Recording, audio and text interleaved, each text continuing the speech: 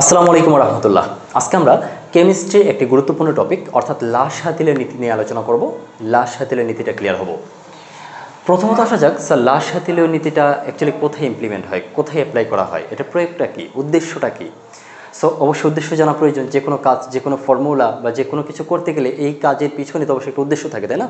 প্রত্যেকটা সূত্র, প্রতিপাদন বলো বা হোয়াট এভার, প্রত্যেকটা এক্সপেরিমেন্টের পিছনে অবশ্যই একটা উদ্দেশ্য থাকে।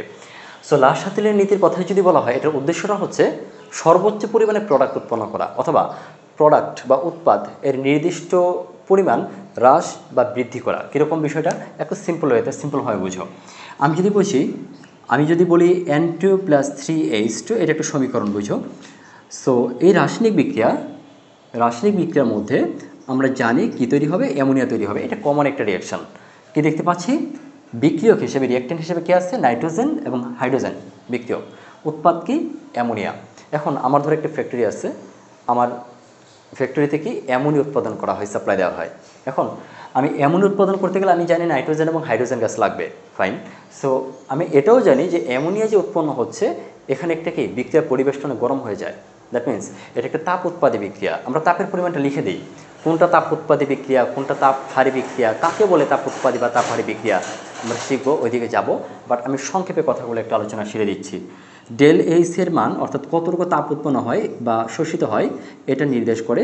সো ডেল এইচ এর মান যদি নেগেটিভ হয়, মাইনাস থাকে, তখন আমরা বুঝে নিব এই বিক্রিয়াটা তাপ উৎপাদী। দ্যাট মিন্স বিক্রিয়াটা যে পাত্রে হচ্ছিল ওই পাত্রটা অনেকটা গরম হয়ে যায়, পরিবেশটা অনেক উষ্ণ হয়ে যায়, গরম হয়ে যায়, তাপ উৎপন্ন হয়। That's it. এখন এই যে বিক্রিয়ায় যেহেতু তাপ উৎপন্ন হয়, তুমি যদি বাইরে থেকে আরও তাপ দাও, তাহলে বিক্রিয়া কি ডান থেকে বামে যাবে নাকি ডান থেকে বামে যাবে? অর্থাৎ বিক্রিয়ক থেকে উৎপাদের পরিমাণটা বৃদ্ধি পাবে নাকি উৎপাদ থেকে রিটার্ন মানে বিক্রিয়কে ফিরে আসতে শুরু করবে? এটাই ডিপেন্ড করে, এই যে বললাম, এই নিয়ামকগুলোর ওপর, তাপ, চাপ বা ঘনমাত্রার ওপর। প্রথমে আমি তাপের কথাই বলছিলাম। তেমনিভাবে চাপ বা ঘনমাত্রা এগুলো চেঞ্জ করার মাধ্যমেও বিক্রিয়ক থেকে উৎপাদের ঘনমাত্রা বৃদ্ধি করতে পারি, বিক্রিয়ক থেকে উৎপাদ মানে প্রোডাকশনটা বৃদ্ধি করতে পারি, আবার প্রোডাকশনটা হ্রাসও করতে পারি। ঠিক আছে? সো কোন ওয়েতে, কীভাবে, কোন নিয়ামক কখন অ্যাপ্লাই করলে আমরা এই উৎপাদের পরিমাণ বৃদ্ধি করতে পারি বা হ্রাস করতে পারি, এটি আমরা লাশ হাতিলের নীতি অ্যাপ্লাই করে জানতে পারি। এজন্যই কেমিস্ট্রিতে বা ইন্ডাস্ট্রিতে, বেসিক্যালি বিভিন্ন ফ্যাক্টরিতে এই লাশ হাতিলের নীতি প্রয়োগ করে উৎপাদের ঘনমাত্রা বা উৎপাদের পরিমাণ, প্রোডাকশনটা বাড়ানো যেতে পারে, কমানো যেতে পারে। ঠিক আছে, আমি টপিকে যাব, বাট লাশ হাতিলের নীতি রিলেটেড না। লাশ হাতিলের নীতিটা কি? কোনো উভমুখী বিক্রিয়া সাম্যাবস্থায় থাকাকালে যদি ওই অবস্থার একটা নিয়ামক, যেমন তাপমাত্রা, চাপ ও ঘনমাত্রার কোনো একটা যদি পরিবর্তন করা হয়, তবে সাম্যের অবস্থান ডানে বা বামে এমনভাবে পরিবর্তিত হবে, এই যে নিয়ামক পরিবর্তন করেছিলে ওই নিয়ামক পরিবর্তনের ফলাফল প্রশমিত হয়, মিনিমাইজ হয়, ফাইন, নিউট্রালাইজ হয়। খেয়াল করবে, এখানে বেশ কিছু পয়েন্ট বোঝার মতো আছে। তবে প্রথমত আমি আবার একটা রিড আউট দিচ্ছি। কোনো উভমুখী বিক্রিয়া সাম্যাবস্থায় আছে, সাম্যাবস্থায় থাকাকালে যদি ওই অবস্থার একটা নিয়ামক, ফ্যাক্টর কি, তাপমাত্রা, চাপ বা ঘনমাত্রা চেঞ্জ করা হয়, তবে সাম্যের অবস্থান এমনভাবেই ডানে বামে পরিবর্তিত হবে যেন নিয়ামক পরিবর্তনের ফলাফল, এই যে তুমি কি তাপমাত্রা, চাপ বা ঘনমাত্রা বৃদ্ধি করছো, এটা যে তুমি বৃদ্ধি করছিলা বা কমাইছিলা, এইটার পরিমাণ পরিবর্তনের ফলাফল প্রশমিত যেন হয়ে যায়। কী হবে? সাম্যাবস্থা ডানে বা বামে বৃদ্ধি করার মাধ্যমে। একটু ফিজিক্যালি দেখো বা ফিগার ড্র করে আমি দেখাবো বিষয়টা। তুমি প্রথমত আসো, আচ্ছা। সো এই টপিকে যাওয়ার আগে লাশ হাতিলের নীতি রিলেটেড, এই যে ঘনমাত্রার বা চাপ চেঞ্জ হওয়ার বিষয়টাতে যাওয়ার আগে আমরা আরও বেশ কিছু টপিক কভার করতে হবে। একটু খেয়াল করো, কোনো উভমুখী বিক্রিয়া, দ্বিতীয়ত সাম্যাবস্থায় থাকাকালে। সো তাহলে উভমুখী বিক্রিয়াটাই কি বা সাম্যাবস্থায় কখন থাকে, এটা বুঝতে হবে। সো আমি টপিকগুলো ফিক্সড করে দিয়েছিলাম কি, এক নম্বর ছিল উভমুখী বিক্রিয়া বা একমুখী বিক্রিয়া কি। একমুখী বিক্রিয়া বলতে সিম্পলি যদি চিন্তা করো, যে রাসায়নিক বিক্রিয়া বিক্রিয়ক পদার্থগুলো বিক্রিয়া করে কমপ্লিটলি উৎপাদের তৈরি করে, বিক্রিয়ক পদার্থগুলো বিক্রিয়া করে উৎপাদ তৈরি করে, তাকে একমুখী বিক্রিয়া বলে। এই বিক্রিয়ায় উৎপাদটা আবার ভেঙে গিয়ে বিক্রিয়কে ফিরে আসা পসিবল না, ফাইন। তাহলে যে রাসায়নিক বিক্রিয়ায় কি বিক্রিয়ক পদার্থগুলো বিক্রিয়া করে একটি উৎপাদ তৈরি করে, তাকে একমুখী বিক্রিয়া বলা হয়। খেয়াল করো, আমি যদি এই উদাহরণটাই দিই, ক্যালসিয়াম কার্বনেট ধরে নিলাম, ফাইন। ক্যালসিয়াম কার্বনেটকে তাপ দেওয়া হয়েছে, হ্যাঁ। যদি এই বিক্রিয়া তাপ দেওয়া হয়, মানে ক্যালসিয়াম কার্বনেটকে তাপ দেওয়া হয়, ক্যালসিয়াম অক্সাইড আর কার্বন ডাইঅক্সাইড তৈরি হবে, এটা আমরা জানি। আবার এই বিক্রিয়াটা কিন্তু আমরা উভমুখীতে অ্যাপ্লাই করছি। বাট ফার্স্ট অফ অল আমি যদি একমুখীর কথাই বলি, এই বিক্রিয়াটা যেহেতু কার্বন ডাইঅক্সাইড প্রোডাক্ট হিসেবে আছে, তাই না, মানে প্রোডাকশন হয়েছে carbon dioxide gas, carbon dioxide gas. So that's why এই কার্বন ডাইঅক্সাইডটা কি বাষ্প হয়ে উড়ে যেতে পারবে। কখন উড়ে যাবে? যখন বিক্রিয়াটা খোলা পাত্রে সংঘটিত করা হবে। ও যখন বিক্রিয়াটা খোলা পাত্রে সংঘটিত করব, কার্বন ডাইঅক্সাইডটা যখন গ্যাস হয়ে বাষ্প হয়ে উড়ে যাচ্ছে, তখন তো কার্বন ডাইঅক্সাইড আর থাকতেছে না। এই দুইটা বিক্রিয়া করে মানে অ্যাড হয়ে উৎপাদ দুইটা, দ্যাট মিনস ক্যালসিয়াম অক্সাইড আর কার্বন ডাইঅক্সাইড, এই দুটো সংযুক্ত হয়ে আবার যে ক্যালসিয়াম কার্বনেটে ফিরে যাবে, বিপরীত দিকে যাবে, এটা তো সম্ভব না। কেন? কার্বন ডাইঅক্সাইড তো উড়েই যাচ্ছে। কখন? যখন বিক্রিয়াটা আমি খোলা পাত্রে সংঘটিত করব, কার্বন ডাইঅক্সাইডটা উড়ে যাওয়ার স্কোপ থাকবে, তখনই বিক্রিয়াটাকে আমরা কি বলবো? একমুখী বিক্রিয়া। আবার এই বিক্রিয়াটাকেই আমরা উভমুখী হিসেবে আচরণ দেখাইতে পারি, উভমুখী হিসেবে কাজ করতে পারে। কেমনে? যখন এই বিক্রিয়াটাই তুমি একটা বদ্ধ পাত্রে করবা, কি বললাম? আচ্ছা, প্রথমত আসো, এটা আমি বলেছিলাম খোলা পাত্রে, ঠিক আছে? খোলা পাত্রে বিক্রিয়াটা কার্বন ডাইঅক্সাইড গ্যাসটা উড়ে যাবে, উড়ে যাওয়ার কারণে এটাকে একমুখী রিয়াকশন দেখাবে, অর্থাৎ বিপরীত দিক হয়ে প্রত্যাবর্তন করতে পারবে না, ফিরে আসতে পারবে না। এবার আসা যাক, আবার যদি এই বিক্রিয়াটাই আমি সিম্পলি আবার দেখাই, কি? আচ্ছা, আমি একমুখী দিয়েছি আগে দিব না, calcium oxide plus carbon dioxide তৈরি হয়েছে, ভালো কথা। বাট এই বিক্রিয়াটা আমি যদি বদ্ধ পাত্রে করি, বদ্ধ পাত্রে বলতে এই যে কার্বন ডাইঅক্সাইডটা তৈরি হলো না, এই কার্বন ডাইঅক্সাইডটা তৈরি হবে, ইটস ওকে, অবশ্যই কার্বন ডাইঅক্সাইড তৈরি হবে, বাট এই কার্বন ডাইঅক্সাইডটা বদ্ধ পাত্রে থাকার কারণে, রিয়াকশনটা বদ্ধ পাত্রে করার কারণে কার্বন ডাইঅক্সাইডটা উড়ে যেতে পারবে না। যদি কার্বন ডাইঅক্সাইডটা উড়ে যেতে না পারে, তখন আবার চাইলে এই দুইটা প্রোডাক্ট, এই দুটো উৎপাদ বিক্রিয়া করে মিলে আবার ক্যালসিয়াম কার্বনেটে ফিরে যেতে পারে, অর্থাৎ উৎপাদ থেকে বিক্রিয়কে ফিরে আসতে পারে। এটাকে বলা হয় উভমুখী বিক্রিয়া। অর্থাৎ যে রাসায়নিক বিক্রিয়ায় বিক্রিয়ক পদার্থগুলো বিক্রিয়া করে উৎপাদ তৈরি করে, আবার একটা সময় পর এই উৎপাদ ভেঙে গিয়ে বা উৎপাদ থেকে বিক্রিয়কে ফিরে আসতে পারে, তাকে উভমুখী বিক্রিয়া বলে। সোজা কথা, বিক্রিয়ক থেকে উৎপাদ তৈরি হয়, আবার উৎপাদ থেকে বিক্রিয়কে ফিরে আসতে পারে, তাকে উভমুখী বিক্রিয়া বলা হয়। তাহলে কি এটা অবভিয়াসলি উভমুখী বিক্রিয়ার একটা এক্সাম্পল? আমরা আরও উদাহরণ দেখব, অসংখ্য উদাহরণ দেখব। তবে হ্যাঁ, তাহলে আমরা কি জানলাম? একমুখী এবং উভমুখী সম্পর্কে অবশ্যই আমাদের ধারণাটা এখন আপাতত দৃষ্টিতে ক্লিয়ার হয়ে গেছে। এখন আসলে আমি সাম্যাবস্থা বিষয়টা কি? আচ্ছা, সাম্যাবস্থায় যাব, তবে তার আগে চলো আমরা উভমুখী বিক্রিয়ার আরেকটা রিয়াকশন শিখে আসি, যেটা প্রাত্যহিক জীবনে আমরা ইমপ্লিমেন্ট করতে দেখি। বা সোজা কথা, আমাদের উভমুখী বিক্রিয়া বলতে গেলে যেই বিক্রিয়াটা আমাদের চোখের সামনে আসে, N2 + 3H2 কি জানি 2NH3। আগে বলে রাখি, এই যে প্রথমে আমি খোলা পাত্রে যে বিক্রিয়াটা করেছিলাম, ক্যালসিয়াম কার্বনেটকে তাপ দিয়েছিলাম, খোলা পাত্রে করার কারণে ক্যালসিয়াম কার্বনেট উড়ে গেছে, তখন এটাকে আমি একমুখী বিক্রিয়া বলছিলাম। তখন খেয়াল করেছিলে যে আমি একদিকে জাস্ট একটা তীর চিহ্ন ইউজ করেছিলাম। কী ছিল বিক্রিয়াটা? ক্যালসিয়াম কার্বনেটকে তাপ দিয়েছো, ফাইন, ক্যালসিয়াম অক্সাইড তৈরি হয়েছে এবং কার্বন ডাইঅক্সাইড তৈরি হয়েছে। তাপ দেওয়া বলতে উপরের দিকে তীর চিহ্নের উপর একটা ত্রিভুজ আকৃতির সিম্বল দেওয়া হয়, তাপ প্রদান করা হয়েছে এটা বোঝানোর জন্য, দ্যাটস ইট। আবার এই যে এখানে কি একটা তীর চিহ্ন ইউজ করেছি একমুখী, দ্যাটস হয় এটা হচ্ছে একমুখী বিক্রিয়া নির্দেশ করে, ঠিক আছে? এটা জাস্ট আইডেন্টিফাই করার জন্য, বুঝতে পারার জন্য, এই চিহ্ন থেকে আমরা বুঝতে পারি, ফাইন। এবার আসা যাক, উভমুখী বিক্রিয়ার কথা যদি বলা হয়, তাহলে উভয় দিকে এরকম রিভার্সিবল রিঅ্যাকশন বা হ্যাঁ, উভমুখী বিক্রিয়ার ক্ষেত্রে এরকম উভয় দিকে তীর চিহ্ন দেওয়ার প্রয়োজন হয়, ঠিক আছে? এই বিক্রিয়াই ফাইন, এটা উভমুখী বিক্রিয়া। এখন কথা হচ্ছে, উভমুখী বিক্রিয়া হয়েছে ভালো কথা, বাট এই বিক্রিয়া কখন সাম্য অবস্থায় থাকবে? আমি সাম্য অবস্থার ক্ষেত্রে আসি। সাম্য অবস্থা, দেখো সাম্য অবস্থা বলতে আমরা ফিজিক্সে কিন্তু সাম্য অবস্থা কথাটা অনেক সময় ইউজ করেছি, একটা টপিকে তো ছিল সাম্য অবস্থা। কখন হয়? যেমন ধরো আমি যদি, ওকে ফাইন, এটাকে একটা ডাস্টার, রাইট? সো এই ডাস্টারটাকে আমি যদি দুই পাশে দুটো সুতা দিয়ে বাঁধি, ওকে, এদিক থেকে একটা সুতো, এদিক থেকে একটা সুতো, আমি ডাস্টারটা মিডল পয়েন্ট আছে। সো ডাস্টারটা কী করতেছে, এর একটা ওজন আছে, ভর আছে না? ওজন তো অবশ্যই আছে, এমজি। এখন এই ওজনের কারণে, ডব্লিউ এর কারণে নিচের দিকে কাজ করবে। তুমি সুতো দিয়ে এদিক দিয়ে ধরলাম F1 বলে টানতেছো, এদিক দিয়ে F2 বলতে টানতেছো, আবার এটাও কি নিচের দিকে টানতেছে। অর্থাৎ এই যে তিনটা বল একই সময় অ্যাক্টিভ থাকার কারণে এটাকে নির্দিষ্ট অবস্থানে স্থির থাকতেছে বা তার একটা সাম্য অবস্থা বজায় রাখতেছে, একটা ভারসাম্য অবস্থায় আছে, একটা ফিক্সড পজিশনে আছে, ঠিক আছে? আমরা টপিকটাতে যাব, ফিজিক্স রিলেটেড যদিও শিখবো ইনশাল্লাহ, বাট কেমিস্ট্রিতে সাম্যাবস্থা বলতে বা এই উভমুখী বিক্রিয়া কখন সাম্যাবস্থায় আসে এই বিষয়টা একটু জেনে নিব। খেয়াল করো, এখানে নাইট্রোজেন হাইড্রোজেন বিক্রিয়া করবে, অ্যামোনিয়া তৈরি হবে, এই পর্যন্ত আমরা বুঝলাম। কিন্তু সময় যত অতিবাহিত হবে, একদম প্রাথমিক অবস্থার কথাই বলি, প্রাথমিক অবস্থায় এই দুইটা নাইট্রোজেন হাইড্রোজেনের ঘনমাত্রা খুব বেশি থাকবে। প্রোডাক্ট যেটা অ্যামোনিয়া ধরো উৎপন্ন হয় শুরু করে, মানে ঘনমাত্রা কম, জিরো, প্রাথমিক অবস্থায় জিরো। কিন্তু সময় যত অতিবাহিত হবে, নাইট্রোজেন হাইড্রোজেন বিক্রিয়া করে অ্যামোনিয়া উৎপন্ন হওয়ার পরিমাণটা বৃদ্ধি পেতে থাকবে, বিক্রিয়ার গতি বৃদ্ধি পাবে। কোন বিক্রিয়ার গতি? সম্মুখমুখী বিক্রিয়ার গতি।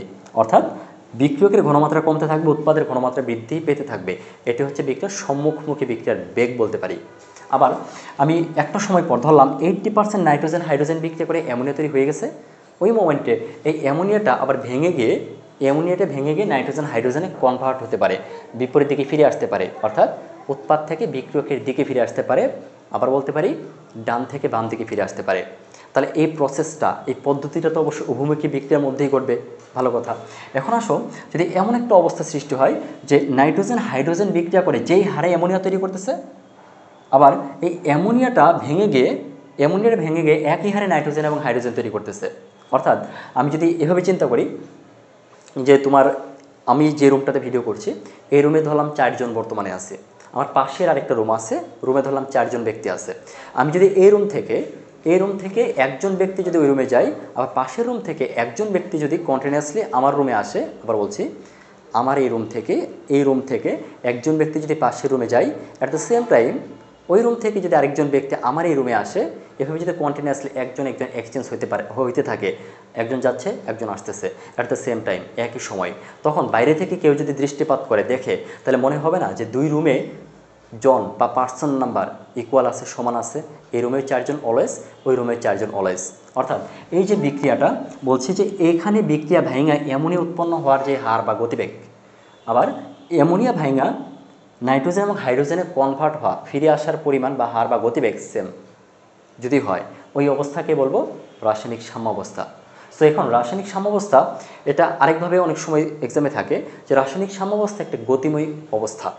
রাসায়নিক সাম্যাবস্থা একটি গতিময় সাম্যাবস্থা এভাবে উল্লেখ থাকে। এর মানে হচ্ছে আপাত দৃষ্টিতে দেখলে মনে হবে যে বিক্রিয়াটা হয়তো থেমে গেছে।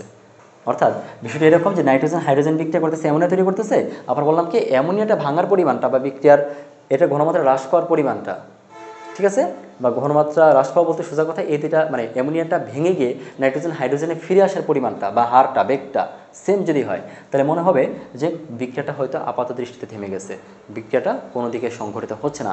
বাট অ্যাকচুয়ালি কী করতেছিল, এই যে বললাম এই রুম থেকে তুমি পাশের রুমে একজন যাচ্ছে, আবার ওই পাশের রুম থেকে একজন আসতেছে। সো বাইরে থেকে কেউ প্রত্যক্ষ করলে মনে হবে দুই রুমে পার্সন নাম্বার জনসংখ্যা সমান আছে। তেমনিভাবে আমরা যদি বাইরে থেকে দেখি মনে হবে যে বিক্রিয়াটা কি স্থির অবস্থায় আছে, বিক্রিয়া সংঘটিত হচ্ছে না, বাট এটা একটা গতিশীল অবস্থা। দ্যাট মিনস এটা বিক্রিয়া করে যে পরিমাণ অ্যামোনিয়া তৈরি করবে, অ্যামোনিয়া ভাঙা সেম পরিমাণ নাইট্রোজেন এবং হাইড্রোজেনে পরিণত হবে যেই মোমেন্টে, যেই সময়ে, ওই সময়টার যে অবস্থা সৃষ্টি হয় এটার নাম হচ্ছে সাম্যাবস্থা বলা যেতে পারে। একদম সিম্পল কথা, আমি এটা জাস্ট আর লেন্দি করবো না কথাগুলো। ফাইন, আমি যদি একটা গ্রাফ ড্র করে নিই, খেয়াল করো, আমি ধরলাম এটা হচ্ছে টি টাইম, ওকে, এটা হচ্ছে এক্স এক্সিস বরাবর টি সময় বোঝালাম। আবার ওয়াই অক্ষ বরাবর যদি আমি এভাবে রিপ্রেজেন্ট করি যে বিক্রিয়ার বেগ। এখন সময় যত অতিবাহিত হবে, আমি আগে বলছিলাম প্রাথমিক অবস্থায় কি সম্মুখ বিক্রিয়ার বেগ বেশি থাকে, বিপরীতমুখী বিক্রিয়ার বেগ থাকে না, কম। বাট সময় যত অতিবাহিত হবে, সম্মুখমুখী বিক্রিয়া মানে উপর থেকে সম্মুখমুখী বিক্রিয়ার বেগ ধীরে ধীরে কমতে থাকবে।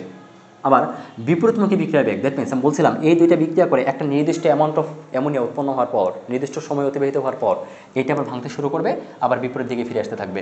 বিপরীত দিকে মানে কি, এই উৎপাদ থেকে মানে কি ডান দিক থেকে বাম দিকে ফিরে আসতে শুরু করবে, উৎপাদ থেকে বিক্রিয়কে ফিরে আসতে শুরু করবে। অর্থাৎ এটাকে বলবো কি বিপরীতমুখী বিক্রিয়া। তাহলে সময় অতিবাহিত হওয়ার সাথে সাথে কী হবে, এই বিপরীতমুখী বিক্রিয়ার বেগটা বাড়তে থাকবে। সো বিপরীতমুখী বিক্রিয়ার বেগ বাড়তে থাকবে মানে আমি বলতে পারি এই যে নিচ থেকে উপরের দিকে মানে বাড়তেছে, তাই না, যে বেগ উপরের দিকে ওয়াই এক্সিস, আমি তো উপরের দিকে নিয়ে যাচ্ছি, অর্থাৎ ভি এর মান বাড়াচ্ছি, অর্থাৎ বেগের মানটা, এটা কার বেগের মান, বিপরীতমুখী বিক্রিয়ার বেগের মানটা বাড়াচ্ছি। বাড়াতে বাড়াতে একটা সময় কী হলো, এই যে অবস্থা উপনীত হলো, সেটা চাইলে আর একটু সুন্দরভাবে রিপ্রেজেন্ট করা যেত। মানে সোজা কথা এটা হচ্ছে এরকম, এটা এরকম, ফাইন। এখন মূল বিষয়টা আসি, হ্যাঁ আমার দিকে তাকাও, আমি কি দেখালাম, সময় সাপেক্ষে বেগের মান, কার বিক্রিয়ার বেগের মান। সো আমি বললাম এই যে উপর থেকে যে নিচের দিকে ড্র করছি, এটাকে আমি বললাম কি সম্মুখমুখী বিক্রিয়ার বেগ। তাহলে সম্মুখমুখী বিক্রিয়ার বেগ ধীরে ধীরে কি কমতেছে, নিচের দিকে আসলো, তাই না, মানে নাইট্রোজেন হাইড্রোজেন বিক্রিয়া করে অ্যামোনিয়া উৎপাদনের হারটা ধীরে ধীরে কমতেছে, বুঝো। আবার বললাম সময় অতিবাহিত হওয়ার সাথে সাথে কি হচ্ছে, এই অ্যামোনিয়াটা ভেঙে নাইট্রোজেন হাইড্রোজেনে কনভার্ট হওয়ার পরিমাণটা বৃদ্ধি পাচ্ছে। অর্থাৎ বিপরীতমুখী বিক্রিয়া বেগটা, এই যে ডান দিক থেকে বাম দিকে বিক্রিয়া বেগটা বা বিপরীতমুখী বিক্রিয়া বেগটা ধীরে ধীরে বাড়তেছে। সো একটা সময় পর যখন দেখবা ইকুয়াল অবস্থা সৃষ্টি হচ্ছে, একটা সাম্য অবস্থা, সমান্তরাল অবস্থা সৃষ্টি হচ্ছে যখন এই দুইটা বিক্রিয়া করে এটা উৎপন্ন হওয়ার পরিমাণ আবার এটা ভেঙে এই দুইটাতে ফিরে আসার পরিমাণ সমান হয়, ওই অবস্থাটাই হচ্ছে রাসায়নিক সাম্য অবস্থা। এটাকে চাইলে আমরা ঘনমাত্রা দিয়ে প্রকাশ করতে পারতাম, ঘনমাত্রা দিয়ে বোঝাইতে পারতাম। কী হবে, সময়ের সাথে সাথে এটার ঘনমাত্রা কি কমতে থাকবে, অ্যামোনিয়ার ঘনমাত্রা বাড়তে থাকবে। আবার একটা সময় পর এটার ঘনমাত্রা কি, অর্থাৎ এটা যখন ভাঙতে থাকবে এটা ঘনমাত্রা কমে এদিকে আবার কি ঘনমাত্রা বৃদ্ধি পেতে থাকবে, অর্থাৎ বিক্রিয়াটা ডান থেকে বাম দিকে সংঘটিত হতে থাকবে। এটা ঘনমাত্রা দিয়েও রিপ্রেজেন্ট করা যায়, শিখবো আমরা। তো আমরা আপাতত সাম্যাবস্থা বিষয়টা ইনশাল্লাহ ক্লিয়ার হলাম। বাট এই সাম্যাবস্থার সাথে আবার নিয়ামক পরিবর্তনের বিভিন্ন প্রভাব আছে। এই সাম্যাবস্থা ডানে বামে চেঞ্জ হতে পারে, কেমনি কীভাবে চেঞ্জ হতে পারে, এটি অ্যাকচুয়ালি লাশ-হাতিলের নীতির আলোচ্য বিষয়। সো লাশ-হাতিলের নীতিতে যাবার আগে আমাদের এই বিষয়টা একটু ক্লিয়ার হতে হবে। এটা একটা উভমুখী বিক্রিয়া, ইটস ওকে। বাট এই বিক্রিয়ার প্রত্যেকটা গ্যাস বা প্রত্যেকটা বিক্রিয়া বা উৎপাদ গ্যাসীয় অবস্থায় আছে নাকি লিকুইড না সলিড অবস্থায় আছে, এটা উল্লেখ করতে হবে, পাশে লিখতে হবে। নাইট্রোজেন গ্যাসীয় অবস্থায় আছে, হাইড্রোজেন গ্যাসীয় অবস্থায় আছে, অ্যামোনিয়াও গ্যাসীয় অবস্থায় আছে। সো এটা মাথায় রাখতে হবে। এই যে অ্যামোনিয়া তৈরি হচ্ছে, অ্যামোনিয়া উৎপন্ন হচ্ছে ফাইন, এখানে একটা তাপও তৈরি হয়। কী তৈরি হয়? তাপ উৎপন্ন হয়। অলরেডি আগে কথাটা বলেছিলাম। সো যেহেতু বিক্রিয়াটা তাপ উৎপন্ন হয়, এজন্য কোনো রাসায়নিক বিক্রিয়া যদি তাপ উৎপন্ন হয়, বুঝো এই বিক্রিয়ার পাশে ডান পাশে ডেল এইচ লেখার পর মানে কি তাপ কত উৎপন্ন হয়েছে, ডেল এইচ বা তাপের পরিবর্তন বা তাপ উৎপন্ন হওয়ার পরিমাণ কতটুকু, -92 কিলোজুল। তাহলে এই বিক্রিয়ায় ডেল এইচের মান কত লিখলাম, -92 কিলোজুল। কেন মাইনাস? আমরা বলেছিলাম যে নাইট্রোজেন হাইড্রোজেন বিক্রিয়া করে কি অ্যামোনিয়া তৈরি হওয়ার সাথে সাথে কি 92 কিলোজুল তাপও তৈরি হয়। 92 কিলোজুল তাপ উৎপন্ন হয় মানে কি উৎপাদের সাথে আমরা চাইলে কেটে এভাবে লিখতে পারতাম না, +92 কিলোজুল, +92 কিলোজুল। দ্যাট মিনস এটা রাইট সাইডে আছে, তো এটা তো উৎপাদের পাশ, তাই না? এটা হচ্ছে প্রোডাক্টের অংশ, রাইট সাইড। তাহলে এখানে কি দেখতে পাচ্ছি, অ্যামোনিয়া তৈরি হয়েছে, অ্যাট দ্য সেম টাইম তাপও তৈরি হয়েছে। চাইলে এভাবে লেখা যেত প্লাস আকারে, বাট আমরা ন্যাচারালি কী করে থাকি, ডেল এইচ দ্বারা যদি প্রকাশ করা হয়, আলাদাভাবে ডেল এইচ দ্বারা যদি প্রকাশ করা হয়, তাহলে এই মানটা মাইনাস ইউজ করতে হবে, -92 kilojoule per mole. Okay, -92 kilojoule, that's it. এখন আসো আর কিছু বিক্রিয়া আমরা দেখে নিই, তারপরে ইনশাল্লাহ লাশ-হাতিলের নীতির মেইন টার্মে অর্থাৎ কীভাবে নিয়ামক চেঞ্জ হয়, সাম্যাবস্থা ডানে বামে পরিবর্তন হয়, তা আমরা শিখব। হ্যাঁ, এরপর আসো যে কোনো একটা বিক্রিয়া নাও, যেমন আচ্ছা N2 + O2 কী তৈরি হবে, 2NO। ওকে, আবার ফসফরাস পেন্টাক্লোরাইড PCl5, তাহলে PCl3 + ক্লোরিন 2। ওকে, তাহলে এই যে আমি বিক্রিয়াগুলো দেখিয়েছি, প্রথম বিক্রিয়াটা আমি বলে নিয়েছি, এটা তাপ উৎপাদী বিক্রিয়া। তারপরে আসো এই যে বিক্রিয়াটা, ঠিক আছে, এই বিক্রিয়ায় কিন্তু তাপমাত্রা শোষিত হয়, তাপ শোষিত হয়, অর্থাৎ ডেল এইচের মানটা হবে পজিটিভ, মানে প্লাস 180 কিলোজুল। এখন আমি আরও বিক্রিয়া চাইলে লিখতে পারতাম কি, আচ্ছা এটা একটা বিক্রিয়া গেল। আবার তুমি ক্যালসিয়াম কার্বনেট, যেটা আমি একদম প্রথমেই লিখছিলাম বোঝানোর জন্য, কি ক্যালসিয়াম কার্বনেট যদি আমি কি একটা বদ্ধ পাত্রে সংঘটিত করি, মানে ক্যালসিয়াম কার্বনেটটাকে নিয়ে চুনা পাথর হতে পারে, এটা ঝিনুকের খোলস হতে পারে, তাই না, শামুকের খোলস হতে পারে, অর্থাৎ ক্যালসিয়াম কার্বনেট রূপে ক্যালসিয়াম কার্বনেট কার মধ্যে অবস্থান করতে পারে, চুনা পাথরের মধ্যে, শামুকের মধ্যে, ঝিনুকের মধ্যে। ওকে, মাথায় রাখবো এটাও। ক্যালসিয়াম কার্বনেটকে যদি তাপ দেওয়া হয়, কি দেখছিলাম বলো তো, calcium oxide plus carbon dioxide তৈরি হয়। সো এই জায়গায় কিন্তু অ্যাকচুয়ালি তাপ দিতে হয়, তাই না, বাইরে থেকে আমি তাপ প্রয়োগ করি, অর্থাৎ এটা একটা তাপহারী বিক্রিয়া। এবার আসা যাক স্যার, তাপ উৎপন্ন হয়েছে, আপনি তাপ উৎপাদী বলছেন, তাহলে এদের ডেফিনেশন আছে, সংজ্ঞা আছে, একটা তাপ উৎপাদী বিক্রিয়া কাকে বলে, এই বিষয়টা ক্লিয়ার হোক। তাপ উৎপাদী বিক্রিয়া হচ্ছে যে রাসায়নিক বিক্রিয়া তাপ উৎপন্ন হয় তাকে তাপ উৎপাদী বিক্রিয়া বলে, একদম সোজা কথা। যে রাসায়নিক বিক্রিয়া তাপ উৎপন্ন হয় তাকে তাপ উৎপাদী বিক্রিয়া বলে। যেমন এই যে এই বিক্রিয়াটা সম্পূর্ণ হয়েছে, অ্যামোনিয়া তৈরি হয়েছে, বিক্রিয়াকে তাপ উৎপন্ন হয়েছে না, কতটুকু, 92 কিলোজুল তাপ উৎপন্ন হয়েছে। সো ইটস অবভিয়াসলি কি তাপ উৎপাদী বিক্রিয়া। ওকে, মানে তাপ উৎপন্ন করছে, দ্যাটস ইট। এখন আসো, আমি যদি ক্যালসিয়াম কার্বনেটকে তাপ দিই, ক্যালসিয়াম কার্বনেট তাপ দিলেই শুধুমাত্র ক্যালসিয়াম অক্সাইড আর কার্বন ডাইঅক্সাইড তৈরি হবে। তো বাইরে থেকে এখানে কি তাপ অ্যাপ্লাই করতে হয়েছে, তাপ দিতে হয়েছে। তাপ যদি দিতে হয় তবেই কি এখানে ক্যালসিয়াম কার্বনেটটা ভেঙে ক্যালসিয়াম অক্সাইড আর কার্বন ডাইঅক্সাইডে পরিণত হবে। বাট আমি প্রথম বিক্রিয়ার ক্ষেত্রে দেখতে পাইছি নাইট্রোজেন হাইড্রোজেনকে একসাথে রাখলেই নির্দিষ্ট, হ্যাঁ এখানে আরও কিছু কথা ক্লিয়ার থাকা উচিত, 200 থেকে 250 অ্যাটমসফিয়ার চাপের কথা, 450 থেকে 550 ডিগ্রি সেলসিয়াস, মানে এই যে তাপমাত্রা এবং কি চাপের প্রভাব, মানে তাপমাত্রা এবং চাপে একটা নির্দিষ্ট পরিমাণ রাখতে হয়। এটা আমরা হ্যাবারবোস পদ্ধতিতে এই অ্যামোনিয়া উৎপাদনের কথা জানবো, ঠিক আছে। এই তাপমাত্রা চাপের মানটা বইও আছে, সুন্দর করে দেখে নেবে। আবার একটা যে বইটা আমার পাবলিশ করা আছে এসএসসি কেমিস্ট্রি এট এ গ্লান্স, প্রত্যেকটা বিক্রিয়ার ক্ষেত্রেই বা তাপ উৎপাদী কোনটা, তাপহারী কোনটা, কোনটা কতটুকু তাপ উৎপন্ন হয়েছে, ফাইন, বা কোন বিক্রিয়াগুলো যেমন দহন বিক্রিয়া বলা যেতে পারে বা সংযোজন কিছু ক্ষেত্রে দেখব বেসিক্যালি দহন বিক্রিয়ার ক্ষেত্রে তাপ উৎপন্ন হয় শিওর তো। যেমন আমি যদি বলি তাপ উৎপন্ন হওয়ার আরেকটা রিয়াকশন, দেখো আমি কথাগুলো একটু লেন্দি হয়ে যাচ্ছে বা এক কথায় বিক্রিয়ার পরিমাণটা বেশি হয়ে যাচ্ছে, খেয়াল করো। মিথেন, মিথেনের সাথে যদি অক্সিজেন বিক্রিয়া করে, এই বিক্রিয়াটা আমি আগেও দেখাইছি, কি দেখছি বলো তো, কি উৎপন্ন হবে, কার্বন ডাইঅক্সাইড তৈরি হবে, H2O মানে জলীয় বাষ্প তৈরি হবে এবং এর সাথে সাথে কিন্তু তাপও তৈরি হবে। এখন কথা হচ্ছে জাস্ট এটা আমি এই রিয়াকশনের মধ্যে বহুমুখী বিক্রিয়ার ক্ষেত্রে বা লাশ-সাথীলা নীতির ক্ষেত্রে এটা প্রয়োগ করব না, এটা জাস্ট দেখাইছি যে বিক্রিয়ায় তাপ উৎপন্ন হতে পারে। সোজা কথা, কোন কোন বিক্রিয়ায় তাপ তৈরি হতে পারে, উৎপন্ন হতে পারে, আবার কোন বিক্রিয়ায় তাপ শোষিত হয়, এই রিয়াকশনগুলো বেসিক্যালি আমি যে বইটা লিখেছি, পাবলিশ করা আছে, সো এটাতে সুন্দর করে সব কিছু ডেকোরেটভাবে স্ট্রাকচার অনুযায়ী সাজানোভাবে গোছানো অনুযায়ী দেওয়া আছে। আমি আমার টপিকে ফিরে আসি। নাইট্রোজেন হাইড্রোজেন বিক্রিয়া করছে, অ্যামোনিয়া তৈরি হয়েছে, তাপ এখানে কি উৎপন্ন হয়েছে 92 কিলোজুল। এখানে নাইট্রোজেন অক্সিজেন বিক্রিয়া করে নাইট্রোজেন অক্সাইড NO তৈরি হয়েছে, আর এখানে কি ΔS এর মান কত, প্লাস 180, প্লাস 180 মানে এই বিক্রিয়াটা হচ্ছে তাপহারী বিক্রিয়া। অর্থাৎ এই বিক্রিয়ার পরিবেশটা যখন এই বিক্রিয়াটা সংঘটিত হয়েছে, বিক্রিয়ার পাত্রটা শীতল হয়ে যায়, আর এই বিক্রিয়া সংঘটিত হওয়া মানেই বিক্রিয়ার পরিবেশটা বা পাত্রটা গরম হয়ে যায়, দ্যাটস ইট। তাহলে তাপহারী বিক্রিয়া ডেফিনেশনটা আমরা লিখতে পারতাম, যে রাসায়নিক বিক্রিয়ায় তাপ শোষিত হয় বা তাপ হারায় তাকে তাপহারী বিক্রিয়া বলা হয়। ওকে ফাইন, এবার আসা যাক, হ্যাঁ আমি বিক্রিয়াগুলো এভাবে রেখে দেবে, বিক্রিয়াটা বা কোনো কিছু মুছবো না। উভমুখী বিক্রিয়া সাম্যাবস্থায় আছে, আমি ধরলাম উভমুখী বিক্রিয়া, উভমুখী তীর চিহ্ন দিছি, বিক্রিয়াটা সাম্যাবস্থায় আছে। এখন এই অবস্থায় যদি একটা নিয়ামক যেমন তাপমাত্রা, চাপ, ঘনমাত্রা এগুলো চেঞ্জ করো, পরিবর্তন করো, বাইরে থেকে দাও, তাহলে এই সাম্যাবস্থান এমনভাবে পরিবর্তন হবে যে বাইরে থেকে আমি তাপ যদি দেই, ওই যে তাপ দিচ্ছে এটা পরিবর্তনের ফলাফলটাকে প্রশমিত করে দেবে। বিষয়টা কীরকম, আমরা জানি নাইট্রোজেন এবং হাইড্রোজেন বিক্রিয়া করে অ্যামোনিয়া তৈরি হয়েছে, তাপ উৎপন্ন হয়েছে। এখন এই বিক্রিয়ায় যদি বাইরে থেকে তাপ দেওয়া হয়, বাইরে থেকে তাপ দেওয়া হয় সাম্যাবস্থার উপর, বিক্রিয়ার উপর, বিক্রিয়কে, সোজা কথা এই বিক্রিয়ার উপর যদি কি তাপ প্রয়োগ করা হয়, তবে যেহেতু বিক্রিয়া অলরেডি তাপ উৎপন্ন হয়েছে, সো এই উৎপন্ন তাপটাকে প্রশমিত করার জন্য, নিউট্রালাইজ করার জন্য বিক্রিয়ার সাম্যাবস্থাটা ডান থেকে বাম দিকে সরে যাবে। আবার বলছি, এর একটা তাপ উৎপাদী বিক্রিয়া, আমি এই বিক্রিয়ার উপর, তাপ উৎপাদী বিক্রিয়ার উপর যদি তাপ প্রয়োগ করি, তাহলে কী ঘটবে, সাম্যাবস্থা ডান থেকে বামে চলে যাবে, উৎপাদ ভেঙে বিক্রিয়কে ফিরে যাবে, অ্যামোনিয়া ভেঙে নাইট্রোজেন হাইড্রোজেনে রূপান্তরিত হবে। ঠিক আছে, একই কথা, যেটা মাথায় রাখতে পারো। যেটা বলছিলাম, এবার আসা যাক তাপহারী বিক্রিয়ার ক্ষেত্রে তাহলে ঘটনা কী ঘটবে। আমি বিষয়টা আবার ডিসক্রাইব করব, কেন তাপ উৎপাদী বিক্রিয়ায় তাপ দিলে বিক্রিয়া ডান থেকে বামে যায়। বাট এর আগে আসো, এটা একটা তাপহারী বিক্রিয়া, তাপহারী বিক্রিয়ায় তাপ দিলে বিক্রিয়া বাম থেকে ডানে যাবে। কেন, বিক্রিয়া পরিবেশটা অলরেডি শীতল, অর্থাৎ এই বিক্রিয়ায় আরও তাপ প্রয়োজন, তাপ দিলে কি হবে, আরও বেশি পরিমাণে প্রোডাক্ট প্রডিউস হবে, উৎপন্ন হবে। ফাইন, খেয়াল করো, আমি প্রথমে বলছিলাম তাপ উৎপাদী বিক্রিয়া তাপ দিলে বিক্রিয়া ডান থেকে বামে যাবে, উৎপাদ ভেঙে বিক্রিয়কে পরিণত হবে। কেন, আমি একদম খেয়াল করে, এই বিক্রিয়া যদি তাপ উৎপন্ন হয়েছে, তাই তো, উৎপন্ন হওয়া মানে এই বিক্রিয়াটাকে চাইলে আমরা কীভাবে লিখতে পারতাম, অলরেডি দেখিয়েছি 92 কিলোজুল, এত জুল কি তাপ উৎপন্ন হয়। এই বিক্রিয়া খেয়াল করে দেখো, নাইট্রোজেন হাইড্রোজেন বিক্রিয়া করেই তো অ্যাকচুয়ালি কি 92 কিলোজুল তাপ উৎপন্ন হয়েছে, তাই না। এখন আমি যদি বাইরে থেকে আরও তাপ দিই, অলরেডি তো তাপ উৎপন্ন হয়েছে, এখন বাইরে থেকে যদি আরও তাপ দেওয়া হয়, তখন এই যে অতিরিক্ত যে তাপটা তুমি দিচ্ছ, অতিরিক্ত যে তাপটা দিচ্ছ, এই তাপটাকে প্রশমিত করার জন্য, নিউট্রালাইজ করার জন্য সাম্যাবস্থা ডান থেকে বাম দিকে সরে যাবে, অর্থাৎ অ্যামোনিয়াটা ভেঙা নাইট্রোজেন এবং হাইড্রোজেনে কনভার্ট হয়ে যাবে। আবার আসো,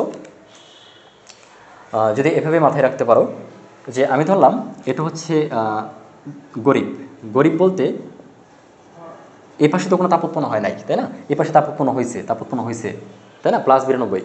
তো এই পাশে যে বেশি তাপ আছে বিধায় আমি এটাকে বলতে পারি এই অংশটা হচ্ছে ধনী।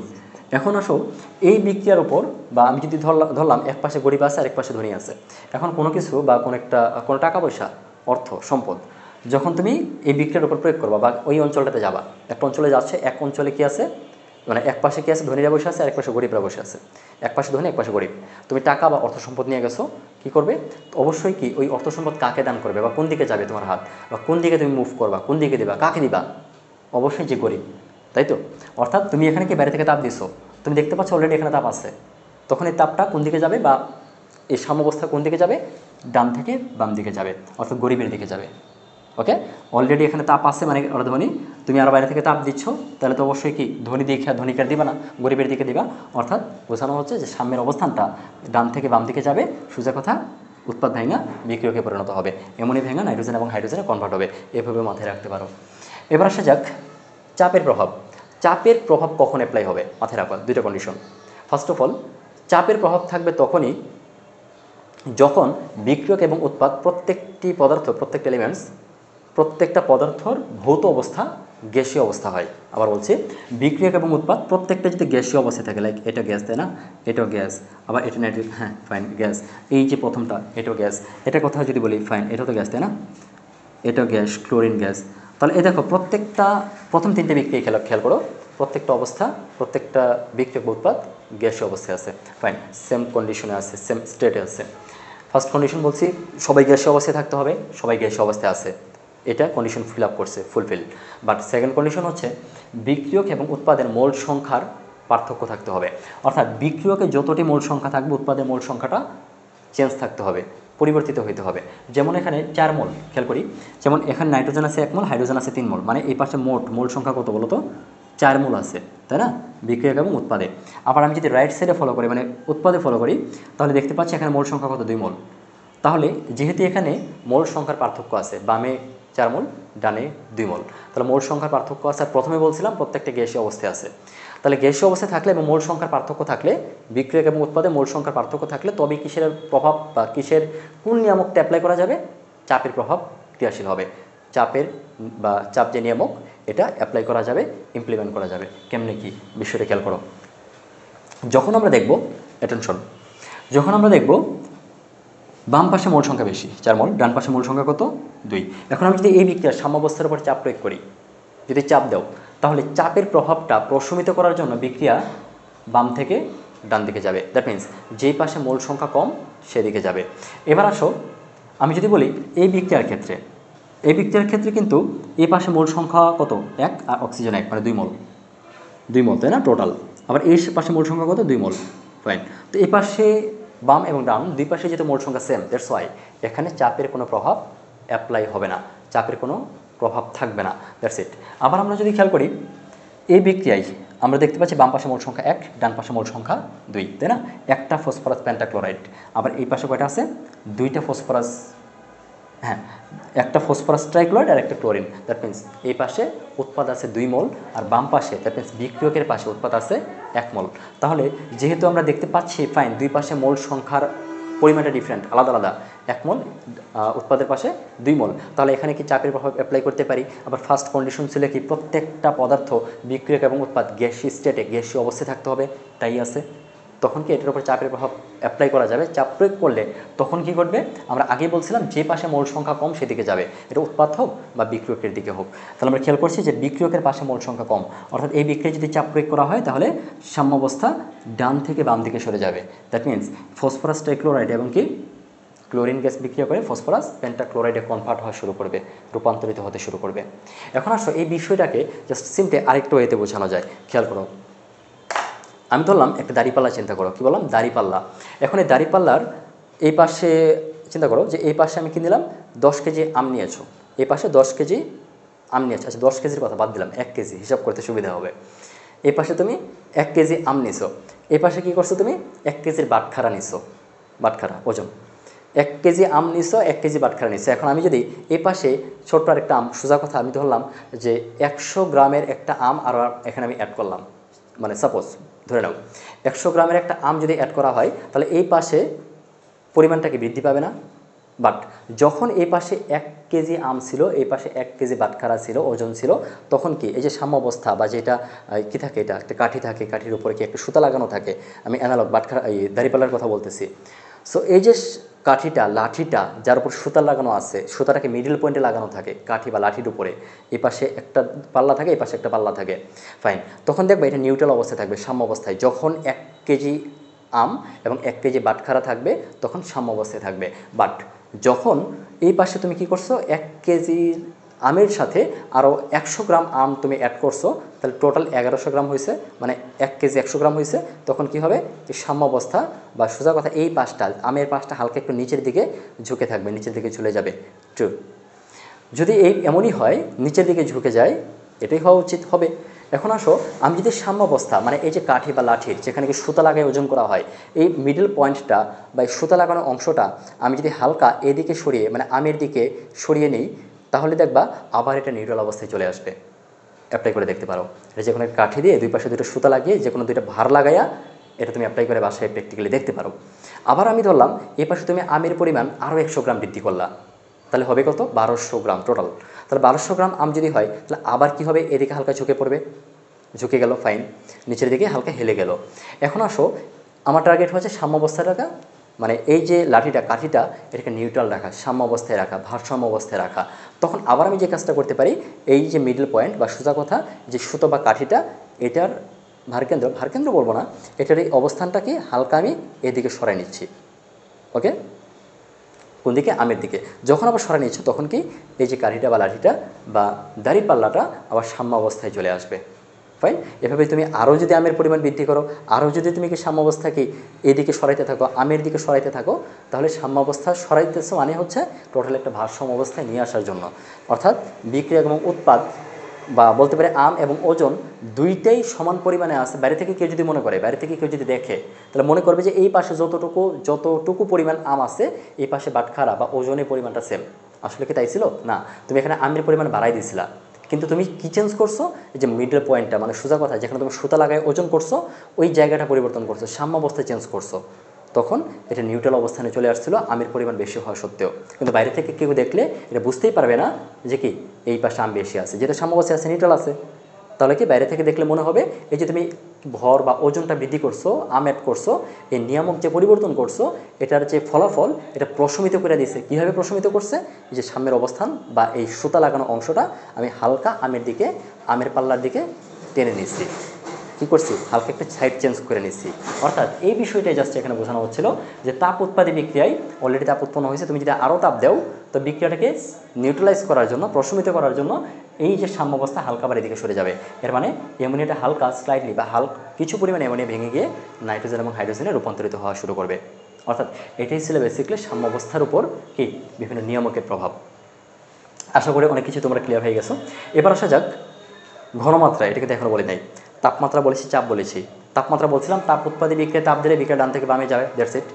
তাপহারী বিক্রিয়া, তাপহারী বিক্রিয়া যদি তাপ দেও তাহলে বাম থেকে ডানে যাবে, অর্থাৎ বিক্রিয়ক থেকে উৎপাদের পরিমাণ বৃদ্ধি পাবে, কারণ এই বিক্রিয়া আরও তাপ চায়। এই বিক্রিয়ার মধ্যে যখনই সংঘটিত হয়েছে তখন তাপ হ্রাস পাইছে, শীতল হয়েছে। আরও তাপ দিলে কি হবে? বিক্রিয়া তাপ পেলে এই দুটো রিয়াকশন করে আরও উৎপাদে তৈরি করতে পারবে। ফাইন। এবার আসা যাক তাহলে ঘনমাত্রার প্রভাবটা দিয়ে, এটা দিয়ে শেষ করবেন ইনশাল্লাহ। ঘনমাত্রার প্রভাব বলতে একদম এটা আরোই সিম্পল কনসেপ্ট। তুমি যে পাশে ঘনমাত্রা বৃদ্ধি করবা তার বিপরীত পাশে উৎপাদ বাড়বে, সোজা কথা, মানে বিপরীত দিকে বিক্রিয়াটা যাবে। খেয়াল করো, আমি যদি বলি এই বিক্রিয়ার ওপর নাইট্রোজেন এবং হাইড্রোজেন বিক্রিয়া করে তেমন তৈরি হয়েছে, আমি যদি নাইট্রোজেন এবং হাইড্রোজেনের পরিমাণ, দ্যাট মিনস বিক্রিয়কের পরিমাণটা বৃদ্ধি করি বা তার ঘনমাত্রা বৃদ্ধি করি, তাহলে অবভিয়াসলি বিক্রিয়াটা কী হবে? বাম থেকে ডান দিকে যাবে। সিম্পল। তুমি যদি এভাবে একটু চিন্তা করো যে তুমি বিরিয়ানি রান্না করতে চাও, তাহলে কী দিবা? সেখানে চাউল লাগবে আর অন্যান্য মশলা লাগবে, বাট তুমি যত বেশি চাউল দিবা তত বেশি বিরিয়ানি উৎপন্ন হবে, তাই তো? রান্নাটা বেশি হবে। তাহলে যত বেশি চাউল দিচ্ছ তত বেশি ভাত হচ্ছে, তত বিরিয়ানি হচ্ছে। এর মানে যত বেশি তুমি বিক্রিয়কের ঘনমাত্রা বৃদ্ধি করবা তত বেশি উৎপাদ বৃদ্ধি পাবে, দ্যাটস ইট। আবার আমি যদি সিম্পল কথাই আমি উল্টাভাবে বলি, যত বেশি তুমি কি উৎপাদের ঘনমাত্রাটা বৃদ্ধি করবা তার রিভার্সিবল রিঅ্যাকশনে বিপরীতমুখী বিক্রিয়াতে বিক্রিয়কের পরিমাণটা তত বৃদ্ধি পাবে। যেই পাশে ঘনমাত্রা বৃদ্ধি করবা বিক্রিয়াটা অপোজিট পাশে যাবে। বিক্রিয়কের ঘনমাত্রা বৃদ্ধি করছো, উৎপাদের দিকে যাবে। উৎপাদের ঘনমাত্রা বৃদ্ধি করলে বিক্রিয়কের দিকে যাবে। অর্থাৎ চাউলের পরিমাণ বৃদ্ধি করলে ভাত বৃদ্ধি পাবে, বিরিয়ানি বৃদ্ধি পাবে, তাই তো?